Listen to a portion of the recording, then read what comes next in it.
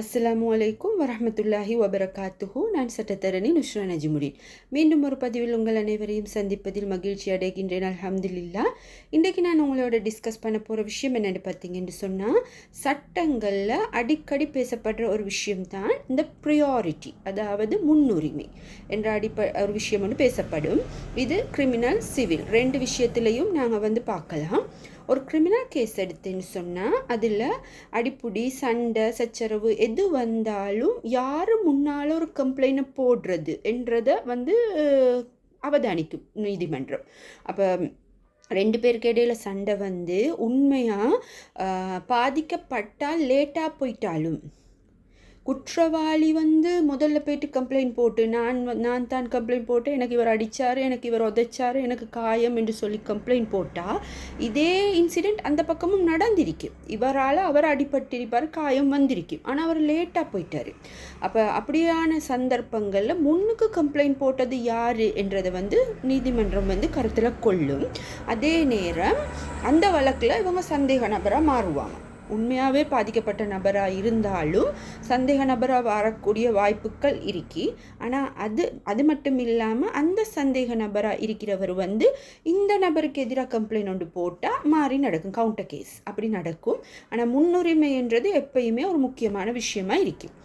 Civil கேசஸில் பார்த்தீங்கன்னு சொன்னால் ஒரே ப்ராப்பர்ட்டிக்கு ரெண்டு பேர் இல்லாட்டி மூணு பேர் ஒரு டீட் ஒன்று செஞ்சுட்டு நான் தான் ஓனர் என்று நிற்பாங்க. அந்த அடிப்படையில் நீதிமன்றங்கள் பார்க்குறது முன்னுரிமை, அதாவது எந்த டீட் முன்னுக்கு அட்டஸ்ட் பண்ணப்பட்டு முன்னுக்கு ரெஜிஸ்டர் பண்ணப்பட்டிருக்கு, அதாவது முன்னால் ரெஜிஸ்ட்ரேஷன் ப்ரியாரிட்டி அடிப்படையில் ரெஜிஸ்டர் பண்ணப்பட்டிருக்கு என்றதை கோர்ட் கருத்தில் கொள்ளும். சில நேரம் ஒரு டீட் ஒரு 5 வருஷத்துக்கு முந்தி எழுதி அதை அதே மாதிரி அதை ரெஜிஸ்டர் பண்ணாமல் இருந்தாலும் ப்ரியாரிட்டின்றது அதுக்கு இல்லாமல் போகுது. என்னென்னு கேட்டால் ஒரு டீட் அட்டஸ்ட் பண்ணினா அதை ரெஜிஸ்ட்ரேஷன் தகுதி, அதாவது சட்ட ரீதியான முறையில் பதிவு செஞ்சு இருக்கணும். அப்படி பதிவு செஞ்சு இருந்தால் தான் அந்த ப்ரியாரிட்டி எங்களுக்கு சப்போர்ட் பண்ணும். அப்போ ப்ரியாரிட்டி அடிப்படையில் எந்த டீட் முன்னால் இருக்கி என்றதை பார்த்து அதுக்கான அந்த ஆளுக்கான விடயங்களில் சாதகத்தன்மை அதிகமாக இருக்குது. ஆனால் இன்னொரு விஷயம், இந்த லாஸ்ட் வில் என்று சொல்கிறோமே, இந்த லாஸ்ட் வில்லில் ப்ரியாரிட்டி கை கொடுக்காது. அதாவது ஒரு பேரண்ட்ஸோ இல்லாட்டி ஒரு தகப்பன் தன்னோட சொத்துக்களை லாஸ்ட் வில் எழுதணுமெண்டு அவர் எழுதுறாரு. எழுதின போகிறோம் அவர் திரும்ப ஒரு பிள்ளைக்குன்னு எழுதிட்டார், இந்த பிள்ளைக்கு தானேண்டு திரும்ப அவர் மனசு மாறி என்ன செய்கிறாரு, அது இருக்க கொலையே இன்னொரு லாஸ்ட் வில்ல எழுதுறாரு. ரெண்டாவதாக ஒரு 2 வருஷத்துக்கு போகிற இன்னொரு லாஸ்ட் வில். அந்த சந்தர்ப்பத்தில் இரண்டாவது எழுதிய லாஸ்ட் வில்லுக்கு தான் வேல்யூ அதிகமாக இருக்கும். முதலாவது எழுதியது கணக்கெடுக்கப்பட மாட்டாது. ரெண்டாவது எழுதியதுக்கு தான் வேல்யூ அதிகமாக இருக்கும் என்றது லாஸ்ட் வில்ல உள்ள பிரச்சனை. ஆனால் இன்னொரு மிஸ்டேக் நிறைய பேர் என்ன செய்கிறேன்னு சொன்னால், லாஸ்ட் வில்லுண்டா என்ன, இறுதி ஆசை. அந்த இறுதி ஆசை எப்படியான சந்தர்ப்பத்தில் எழுதணும் என்றதை யோசிக்கிறது இல்லை. சும்மா உசுரோடு இருக்கக்கொள்ளே நல்லா இருக்கக்கொள்ளே லாஸ்ட் வில் எழுதுறது அது இல்லை.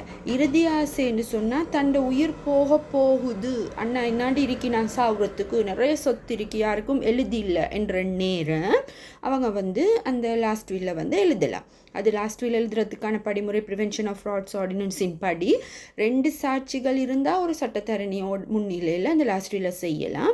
சட்டத்தரணி கூப்பிடுறதுக்கு அவங்களுக்கு சந்தர்ப்பம் இல்லை என்று சொன்னால் 5 சாட்சிகளை முன்னிலைப்படுத்தி அந்த லாஸ்ட் வில்ல அவங்க நிறைவு செய்யலாம். ஆகவே இந்த லாஸ்ட் வில்ன்றது கடைசியாக செய்கிறதுக்கு தான் ப்ரியாரிட்டி அதிகம். ஏனைய டாக்குமெண்ட்ஸ் முன்னுரிமைன்றது ஃபஸ்ட்டுக்கு நாங்கள் எதை ரெஜிஸ்டர் பண்ணுறோமோ, ஃபஸ்ட்டுக்கு எதை செய்கிறோமோ அதுக்கு தான் நாங்கள் முன்னுரிமை கொடுப்போம். அதே மாதிரி எல்லா விடயங்கள்லேயும் இந்த முன்னுரிமைன்றதுக்கு ஒரு மதிப்பு இருக்குது. இப்போ ரீசெண்டாக சில மெட்டர்ஸை நீங்கள் பார்த்தீங்கன்னா முன்னால் யார் கம்ப்ளைண்ட் போட்டது என்றதுக்கு ஒரு வெயிட் அதிகமாக இருக்குது. லேட்டாகவே ஒரு 2 நாள், ஒரு 8 நாள், ஒரு 5 நாள் போய்ட்டு கம்ப்ளைண்ட் போடுறதுக்கும் இன்சிடென்ட் நடந்த உடனே போடுறதுக்கும் ஒரு வித்தியாசம் ஒன்று நீங்கள் உணர்வீங்க. அதில் ஒரு சில உண்மைத்தன்மைகளை காணக்கூடியதாக இருக்கும். சில வேலைகளை, சில கிரிமினல் வேலைகளும் சில ஆக்கள் செய்யலாம். நானே அடிச்சுட்டு நானே போய்ட்டு ஃபஸ்ட்டு கம்ப்ளைண்ட் போடலாம், அது வேறு விஷயம். ஆனால் இந்த முன்னுரிமைக்கு இப்படியான ஒரு தன்மை இருக்குது என்று கூறி மீண்டும் ஒரு பதிவில் உங்களை சந்திக்கும் வரை அஸ்ஸலாமு அலைக்கும் வரஹ்மத்துல்லாஹி வபரகாத்துஹு.